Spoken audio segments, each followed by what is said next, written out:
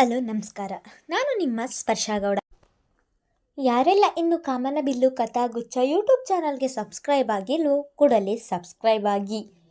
ಕತೆ ಇಷ್ಟ ಆದರೆ ಶೇರ್ ಮಾಡಿ, ಲೈಕ್ ಮಾಡಿ ಹಾಗೂ ಕಮೆಂಟ್ ಮಾಡಿ. ನಾನು ಇವತ್ತು ಹೇಳ್ತಿರೋ ಕತೆ ಒಂಗಿರಣ ಭಾಗ 203.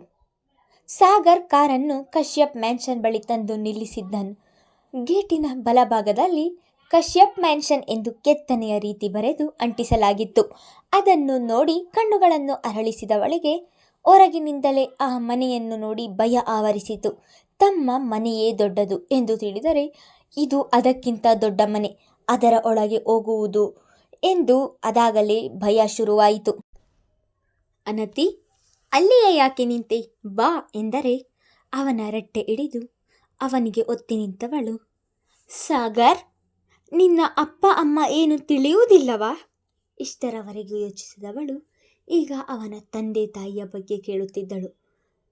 ಅನತಿ, dad mummy out of state ಹೋಗಿದ್ದಾರೆ, ಅವರಿಗೆ ನಿನ್ನ ವಿಷಯ ತಿಳಿದಿಲ್ಲ, ಅದಕ್ಕೆ ನಿನ್ನನ್ನು ಕರೆದುಕೊಂಡು ಬಂದದ್ದು ಎನ್ನುತ್ತಿದ್ದ ಹಾಗೆ, ಹಾಗಾದರೆ ಮನೆಯಲ್ಲಿ ಯಾರೂ ಇಲ್ಲವಾ ಎಂದಳು. ಇಲ್ಲ, ಮಮ್ಮಿ 1 ವಾರ ಇರುವುದಿಲ್ಲ ಎಂದು ಕೆಲಸದವರಿಗೆಲ್ಲರಿಗೂ ರಜೆ ಕೊಟ್ಟಿದ್ದಾರೆ ಎಂದರೆ ಅವಳಿಗೆ ಸಣ್ಣದಾಗಿ ಭಯ ಆವರಿಸಿತು. ಸಾಗರ್, ನನಗೆ ಯಾಕೋ ಭಯವಾಗುತ್ತಿದೆ ಎಂದಳು. ಅವಳ ಹಸ್ತದ ಮೇಲೆ ತನ್ನ ಕೈ ಇರಿಸಿ ಬಿಗಿ ಮಾಡುತ್ತಾ, ನಾನು ಇದ್ದೀನಲ್ಲ, ಮತ್ತೆ ಏಕೆ ಭಯ, ಬಾ ಹೋಗೋಣ ಎಂದು ಹೇಳುತ್ತಾ ಅವಳ ಕೈ ಹಿಡಿದು ಒಳಗೆ ಕರೆದುಕೊಂಡು ಹೋಗಿದ್ದನು. ಹೊಡೆದುಕೊಳ್ಳುತ್ತಿರುವ ಹೃದಯವನ್ನು ಸಹ ಬದಿಗೆ ತೆಗೆದುಕೊಂಡು ಒಳಗೆ ಬಂದಿದ್ದಳು. ಸೆಕ್ಯೂರಿಟಿ ಜೊತೆಗೆ ಮೊದಲೇ ಮಾತನಾಡಿದ್ದರಿಂದ ಅವನು ಏನು ಮಾತನಾಡದೆ ಗೇಟ್ ತೆಗೆದಿದ್ದನು. ಒಳಗೆ ಬಂದವಳು ಪ್ರತಿಯೊಂದು ವಸ್ತುವನ್ನು ಕಣ್ಣರಳಿಸಿ ನೋಡುತ್ತಿದ್ದಳು. ಮನೆಯ ಹೊರಾಂಗಣದ ವಿನ್ಯಾಸವಷ್ಟೇ ಅಲ್ಲ, ಒಳಾಂಗಣದ ವಿನ್ಯಾಸವೂ ಅಷ್ಟೇ ಸುಂದರವಾಗಿ ಕಾಣುತ್ತಿತ್ತು. ಅಲ್ಲಲ್ಲಿ ಗೋಡೆಗಳಲ್ಲಿ ಮರದಿಂದ ಮಾಡಿದಂತಹ ಕೆತ್ತನೆಯ ಮೂರ್ತಿಗಳನ್ನು ಅಂಟಿಸಲಾಗಿತ್ತು. ಅಲ್ಲದೆ ಗೋಡೆಗೆ ಸುಂದರವಾದ ಪೇಂಟಿಂಗ್ಗಳನ್ನು ಬಿಡಿಸಲಾಗಿತ್ತು. ಅದೇ ಖುಷಿಯಲ್ಲಿ ಎಲ್ಲವನ್ನು ನೋಡಿದವಳು ಅಡುಗೆ ಮನೆಗೆ ಕೂಡ ಹೋಗಿದ್ದಳು. ಅಡುಗೆ ಮನೆಯಂತೂ ಇನ್ನೂ ಅದ್ಭುತವಾಗಿತ್ತು. ಅಡುಗೆ ಮನೆಯಲ್ಲಿ ವಸ್ತುಗಳನ್ನು ಜೋಡಿಸಿರುವ ರೀತಿ ನೋಡಿ, ಸಾಗರ್, ನಿಮ್ಮ ಅಡುಗೆ ಮನೆಯಲ್ಲಿ ಅಡುಗೆ ಮಾಡುವುದಿಲ್ಲವಾ? ಇಷ್ಟು ನೀಟಾಗಿ ಜೋಡಿಸಿದ್ದಾರಲ್ಲ ಎಂದು ಅನುಮಾನದಲ್ಲಿಯೇ ಕೇಳಿದಳು.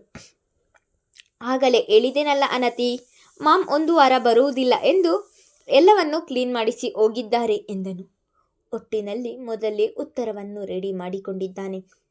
ಮನೆಯೆಲ್ಲ ನೋಡಿ ಕೊನೆಗೆ ಒಂದು ಕೋಣೆಗೆ ಕರೆದುಕೊಂಡು ಹೋಗಿದ್ದನು. ಇಡೀ ಮನೆಗೆ ಬಹುದೊಡ್ಡ ಕೋಣೆಯಾಗಿತ್ತು ಅದು. ಇದು ನಿನ್ನ ರೂಮ ಸಾಗರ್ ಎಂದು ಕೇಳಿದರೆ, ಈಗ ನನ್ನ ರೂಮ್, ಇನ್ನು ಮುಂದೆ ಇದು ನಮ್ಮಿಬ್ಬರ ರೂಮ್ ಎಂದು ಇಂದಿನಿಂದ ಅವಳನ್ನು ತಬ್ಬಿ ಹಿಡಿದನು. ಅವನ ಮಾತಿಗೆ ನಾಚಿ ನೀರಾದಳು ಅನತಿ. ಅವಳ ನಾಚಿಕೆಯ ಮುಖವನ್ನು ಕನ್ನಡಿಯಲ್ಲಿ ನೋಡಿದವನು ಅವಳ ನಡುವಿನ ಹಿಡಿತ ಬಿಗಿ ಮಾಡುತ್ತಾ ಭುಜದ ಮೇಲೆ ತಲೆ ಇರಿಸಿದವನು, ಹೀಗೆ ನಾಚಿಕೊಂಡರೆ ತುಂಬ ಮುದ್ದಾಗಿ ಕಾಣಿಸುತ್ತೀಯ ಎಂದಿದ್ದನು. ಈಗಾಗಲೇ ಅವನ ನಾಟಕದ ಪ್ರೀತಿಗೆ ಸೋತು ಹೋಗಿದ್ದವಳು ಅವನ ಬೆಣ್ಣೆಯ ಮಾತಿಗೆ ಕರಗಿ ನೀರಾಗುತ್ತಿದ್ದಳು. ಅವನ ಬಿಸಿ ಉಸಿರು ಕೊರಳಿಗೆ ರಾಚುತ್ತಿದ್ದರೆ ವಯಸ್ಸಿನ ಸಹಜ ಆಸೆಗಳು ಪುಟಿದೇಳಲು ಶುರುವಾದವು. ಅವಳ ಮುಖದಲ್ಲಿಯೇ ಅವಳ ಭಾವನೆಗಳನ್ನು ಗಮನಿಸಿದವನು ಮನದಲ್ಲಿಯೇ ಕೆಟ್ಟ ಆಲೋಚನೆಯನ್ನು ಮಾಡಿ ಅವಳನ್ನು ರಂಭಿಸುತ್ತಲೇ ನಿಧಾನವಾಗಿ ಹೋಗಿ ಹಾಸಿಗೆಯ ಮೇಲೆ ಮಲಗಿಸಿ ತಾನು ಕೂಡ ಅವಳ ಮೇಲೆ ಬಾಗುತ್ತಾ, ನೀನು ಹೀಗೆ ನಾಚಿಕೊಂಡರೆ ನನಗೆ ಕಷ್ಟವಾಗುತ್ತದೆ ಎಂದು ಹೇಳುತ್ತಲೇ ಕೆನ್ನೆಗೆ ಮುತ್ತನಿರಿಸಿದನು. ಅವನು ಮುತ್ತನಿರಿಸುತ್ತಿದ್ದ ಹಾಗೆ ಅವಳಿಗೆ ಅರಿವಿಲ್ಲದೆ ಸೋಲುತ್ತಾ ಹೋದಳು. ಅದಾಗಲೇ ಅನತಿ ಸೋಲುತ್ತಿರುವುದನ್ನು ನೋಡಿ ಒಳಗೊಳಗೆ ನಕ್ಕವನು ಅವಳ ಕೊರಳ ಬಳಿ ಮುಖ ಒದಗಿಸಿದನು. ಅವಳಿಗೆ ಅರಿವಿಲ್ಲದೆ ಅವಳ ಕೈಗಳು ಸಾಗರ್ನ ಬೆನ್ನ ಮೇಲೆ ಹರಿದಾಡಿದವು. ಬುದ್ಧಿ ಅವನಿಗೆ ಸಹಕರಿಸು ಎಂದರೆ ಮನಸ್ಸು ಬೇಡ ಎನ್ನುತ್ತಿತ್ತು. ತಕ್ಷಣ ಅವಳ ಮನಸ್ಸು ಜಾಗೃತವಾದಂತೆ ಒಡನೆ, ಸಾಗರ್, ಏನು ಮಾಡ್ತಿದ್ದೀಯಾ ಎಂದಳು.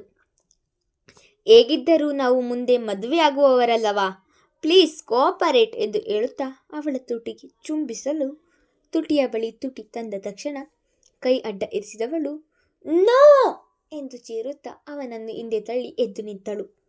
ಹೆಣ್ಣು ಮಕ್ಕಳು ಎಷ್ಟು ಎಚ್ಚರಿಕೆಯಿಂದ ಇದ್ದರೂ ಸಾಲುವುದಿಲ್ಲ. ಅನತೀಗ 5 ನಿಮಿಷ ಮೈಮರೆತಿದ್ದರೂ ಸಹ ಅವಳ ಜೀವನವೇ ಹಾಳಾಗುತ್ತಿತ್ತು. ಅನತಿ, ವಾಟ್ ಹ್ಯಾಪೆಂಡ್, ಏನಾಯಿತು ಯಾಕೆ ಹಾಗೆ ಕೂಗಿದೆ ಎಂದು ಹೇಳುತ್ತಲೇ ಅವಳ ಸಮೀಪ ಬಂದು ಅವಳ ಭುಜ ಹಿಡಿದುಕೊಂಡನು. ನಾನು 5 ಮಿನಿಟ್ಸ್ ಮೈ ಬರೆತಿದ್ದರೂ ಎಂತಹ ಅನಾಹುತ ಆಗುತ್ತಿತ್ತು ಸಾಗರ್. ಇದೆಲ್ಲ ನನಗೆ ಇಷ್ಟ ಇಲ್ಲ. ಅದಾಗಲೇ ಭಯಕ್ಕೆ ಅವಳ ಮುಖದ ಮೇಲೆ ಬೆವರ ಹನಿಗಳು ಮೂಡಿದವು. ಅನತಿ, ಏನು ಹೀಗೆ ಮಾತನಾಡುತ್ತಿದ್ದೀಯಾ? ನಾವಿಬ್ಬರು ಮುಂದೆ ಮದುವೆಯಾಗುವವರು, ಅಂಥದ್ದರಲ್ಲಿ ಮೂವ್ ಆನ್ ಆದರೆ ಏನು ತೊಂದರೆ ಇಲ್ಲ ಎಂದವನು ಅನತಿ ಮಾತನಾಡದಿರುವುದನ್ನು ನೋಡಿ ತಾನೇ ಮುಂದುವರೆದು, ಯಾಕೆ ಅನತಿ, ನನ್ನ ಮೇಲೆ ನಂಬಿಕೆ ಇಲ್ಲವಾ? ನಾನು ಮೋಸ ಮಾಡುತ್ತೇನೆ ಎನ್ನುವ ಭಯಾನ ಎಂದನು. ಅದೆಂತಹ ಬೆಣ್ಣೆಯ ಮಾತು ಅವನದು. ಚೇಚೆ, ಹಾಗೇನಿಲ್ಲ ಸಾಗರ್. ನಿನ್ನ ಮೇಲೆ ನಂಬಿಕೆ ಇರುವುದರಿಂದಲೇ ನಮ್ಮ ಸ್ಟೇಟಸ್ಗೆ ನೀನು ಮ್ಯಾಚ್ ಆಗುತ್ತೀಯಾ ಎಂದೇ ನಿನ್ನನ್ನು ಪ್ರೀತಿಸಿದ್ದು ನಾನು. ಆದರೆ ಮದುವೆಗೂ ಮುಂಚೆ ನಮ್ಮಿಬ್ಬರ ಸಂಬಂಧ ಇಲ್ಲಿಗೆ ಇರಲಿ, ಅದಕ್ಕೂ ಮುಂದುವರಿಯುವುದು ಬೇಡ ಎಂದವಳು ತಾನೇ ಸಾಗರ್ನ ಕೈ ಹಿಡಿದು, ಸಾಗರ್, ಇತ್ತೀಚೆಗೆ ನಿನ್ನನ್ನು ಬಿಟ್ಟು ಇರುವುದು ತುಂಬ ಕಷ್ಟವಾಗುತ್ತಿದೆ. ಆದಷ್ಟು ಬೇಗ ನಿನ್ನ ಡ್ಯಾಡ್ ಮಮ್ಮಿಗೆ ವಿಷಯ ತಿಳಿಸು. ನೀನು ಮೊದಲು ನಿಮ್ಮ ಮನೆಯಲ್ಲಿ ವಿಷಯ ಹೇಳುತ್ತಿದ್ದ ಹಾಗೆ ನಾನು ಮನೆಯಲ್ಲಿ ಮಾತನಾಡುತ್ತೇನೆ. ಇನ್ನು ತಡ ಮಾಡುವುದು ಬೇಡ. ಆದಷ್ಟು ಬೇಗ ಮದುವೆಯಾಗಿ ಬಿಡೋಣ ಎಂದಳು. ಕೈಗೆ ಬಂದ ತುತ್ತು ಬಾಯಿಗೆ ಬರಲಿಲ್ಲವಲ್ಲ ಎಂದು ಒಳಗೊಳಗೆ ಕುದ್ದು ಹೋಗುತ್ತಿದ್ದನು. ಆದರೆ ಅದನ್ನು ಅಷ್ಟು ಸುಲಭವಾಗಿ ತೋರಿಸಿಕೊಳ್ಳಲು ಸಾಧ್ಯವೇ? ಸರಿ, ಟೈಮ್ ನೋಡಿಕೊಂಡು ಈ ವಿಷಯವನ್ನು ಮನೆಯಲ್ಲಿ ಮಾತನಾಡುತ್ತೇನೆ ಎಂದು ಹೇಳಿ ಅವಳನ್ನು ಕರೆದುಕೊಂಡು ಬಂದು ಕಾಲೇಜಿನ ಬಳಿ ಬಿಟ್ಟಿದ್ದನು. ಅನತಿ ವಿಷಯದಿಂದ ಬೇಜಾರ್ ಆಗಿದ್ದಾಳೆ. ಅವಳನ್ನು ಎಲ್ಲಾದರೂ ಹೊರಗೆ ಕರೆದುಕೊಂಡು ಹೋಗಿ ಬರಬೇಕು ಎಂದು ಯೋಚಿಸಿದವನು ಅಂದು ಮಧ್ಯಾಹ್ನದ ಹೊತ್ತಿಗೆ ಶಾಲೆಯ ಬಳಿಗೆ ಬಂದಿದ್ದನು ಧನುಷ್. ಧನು, ಇದೇನು ಆಫೀಸ್ ಕೆಲಸ ಬಿಟ್ಟು ಇಲ್ಲಿಗೆ ಬಂದಿದ್ದೀಯಾ ಎಂದರೆ, ಮಮ್ಮಿ, ಶರದಿಯನ್ನು ಹೊರಗೆ ಕರೆದುಕೊಂಡು ಹೋಗೋಣ ಎಂದು ಬಂದೆ ಎಂದನು. ಮಗನ ಮಾತು ಕೇಳಿ ಖುಷಿಯಾಯಿತು ಸ್ಪಂದನ ಅವರಿಗೆ. ನೀನು ಬೆಳಗ್ಗೆ ಹೇಳಿದ್ದರೆ ಅವಳು ಸ್ಕೂಲಿಗೆ ಬರುತ್ತಿರಲಿಲ್ಲ.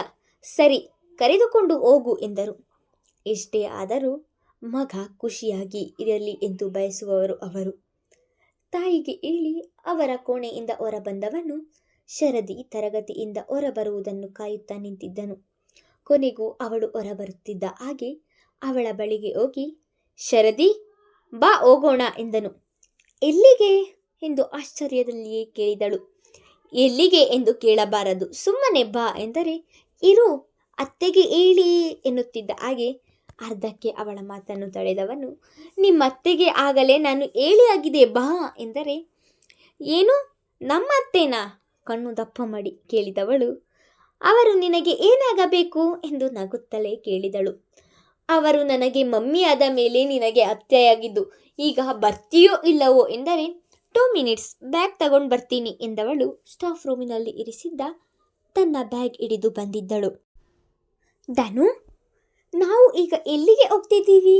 ಅವನು ಕಾರು ಚಾಲು ಮಾಡುತ್ತಿದ್ದರೆ ಅವನನ್ನೇ ನೋಡುತ್ತಾ ಕೇಳಿದಳು. ಎಲ್ಲಿಗೆ ಎಂದು ಕೇಳಬಾರದು ಎಂದು ಆಗಲೇ ಹೇಳಿದೆನಲ್ಲ ಶರದಿ. ನಾನು ಕರೆದುಕೊಂಡು ಹೋಗುತ್ತಿದ್ದೇನೆ, ನಿನಗೇ ಗೊತ್ತಾಗುತ್ತದೆ ಬಾ ಎಂದನು. ಇನ್ನು ಅವನು ಹೇಳಿದ ಮೇಲೆ ಏನು ಕೇಳದೆ ಮೌನವಾಗಿ ಕುಳಿತಳು. ಸುಮಾರು 1 ಗಂಟೆಯ ಪ್ರಯಾಣದ ನಂತರ ಬೆಂಗಳೂರನ್ನು ಬಿಟ್ಟು ಕಾರು ಹೊರ ವಲಯಕ್ಕೆ ಹೋಗಿದ್ದನ್ನು ನೋಡಿದವಳು, ಇದೇನು ಧನು, ಸಿಟಿಯಿಂದ ಹೊರಗೆ ಹೋಗ್ತಿದ್ದೀಯಾ, ಎಲ್ಲಿಗೆ ಎಂದಳು. ಅಷ್ಟರಲ್ಲಿ ಪಕ್ಕದಲ್ಲಿಯೇ ಒಂದು ರೆಸ್ಟೋರೆಂಟ್ ಕಾಣಿಸಿದ್ದರಿಂದ ಅಲ್ಲಿಯೇ ಕಾರು ನಿಲ್ಲಿಸಿದವನು ಕಾರಿನಿಂದ ಇಳಿದು, ಬಾ, ಇಲ್ಲಿ ಊಟ ಚೆನ್ನಾಗಿರುತ್ತೆ, ಊಟ ಮಾಡೋಣ ಎಂದು ಹೇಳುತ್ತಲೇ ಅವಳ ಬದಿಯ ಬಾಗಿಲು ತೆರೆದು ನಿಂತನು. ನೀನು ಊಟ ಮಾಡೋಕೆ ಇಷ್ಟು ದೂರ ಬರಬೇಕಿತ್ತಾ? ಬೆಂಗಳೂರಿನಲ್ಲೇ ಯಾವುದೇ ಹೋಟೆಲ್ ಇರಲಿಲ್ಲವಾ ಎಂದು ಕಣ್ಣು ದಪ್ಪ ಮಾಡಿ ಕೇಳಿದಳು. ಈಗೇನು ಕಾರಿನಿಂದ ಇಳಿತೀಯಾ ಇಲ್ಲ ಇಲ್ಲೇ ಹೀಗೆ ಪ್ರಶ್ನೆಗಳನ್ನು ಕೇಳುತ್ತಿರುತ್ತೀಯಾ? ನೀನು ಹೀಗೆ ಮಾತನಾಡುತ್ತಿರು, ನಿನ್ನ ತುಟಿಗಳನ್ನು ಲಾಕ್ ಮಾಡುತ್ತೇನೆ ಎಂದು ತುಟಿ ಅರಳಿಸಿದನು. ನನ್ನ ತುಟಿ ಲಾಕ್ ಮಾಡ್ತೀಯಾ, ಹೇಗೆ ಎಂದರೆ, ಹೀಗೆ ಎಂದು ಅದಾಗಲೇ ಅವಳ ತುಟಿಗಳ ಬಳಿಗೆ ಬಾಗಿದನು. ಛೀ ಧನು, ಏನು ಮಾಡ್ತಿದ್ದೀಯಾ? ಪಬ್ಲಿಕ್ ಪ್ಲೇಸ್ ಇದು ಎಂದು ಅವನನ್ನು ಹಿಂದೆ ದೂಡಿ ಕಾರಿನಿಂದ ಇಳಿದು ರೆಸ್ಟೋರೆಂಟ್ ಒಳಗೆ ಹೋಗಿದ್ದಳು. ಪಬ್ಲಿಕ್ ಪ್ಲೇಸ್ ಆದರೆ ಏನು, ನನ್ನ ಹೆಂಡತಿ ನನ್ನ ಇಷ್ಟ ಎಂದು ಗೊಣಗಿಕೊಂಡು ಅವಳ ಹಿಂದೆ ಹೋಗಿದ್ದನು. ಧನು, ನೀನು ಹೇಳಿದ ಹಾಗೆ ಊಟ ತುಂಬ ಚೆನ್ನಾಗಿದೆ, ಇಲ್ಲಿಗೆ ಯಾವಾಗ ಬಂದಿದ್ದೆ ಎಂದು ಊಟ ಮಾಡುತ್ತಲೇ ಕೇಳಿದಳು. ನಾನು ಚಿಕ್ಕವನಿಂದಲೂ ಇಲ್ಲಿಗೆ ಬರುತ್ತೇನೆ, ಬೇಗ ಬೇಗ ಊಟ ಮಾಡು, ಇಲ್ಲಿಗೆ ಹತ್ತಿರಕ್ಕೆ ಒಂದು ಪ್ಲೇಸ್ ಇದೆ, ಅಲ್ಲಿಗೆ ನಿನ್ನನ್ನು ಕರೆದುಕೊಂಡು ಹೋಗುತ್ತೇನೆ ಎಂದು ಹೇಳುತ್ತಲೇ ಊಟ ಮುಗಿಸಿದನು. ಧನುಷ್ ಶರದಿಯನ್ನು ಈಗ ಕರೆದುಕೊಂಡು ಹೋಗುವ ಪ್ಲೇಸ್ ಯಾವುದು ಹಾಗೂ ಸಾಗರ್ ಅನತಿಯನ್ನು ಕರೆದುಕೊಂಡು ಹೋದ ಕಶ್ಯಪ್ ಮೆನ್ಷನ್ ಯಾರದು ಎಂದು ಮುಂದಿನ ಸಂಚಿಕೆಯಲ್ಲಿ ತಿಳಿದುಕೊಳ್ಳೋಣ. ಧನ್ಯವಾದಗಳು.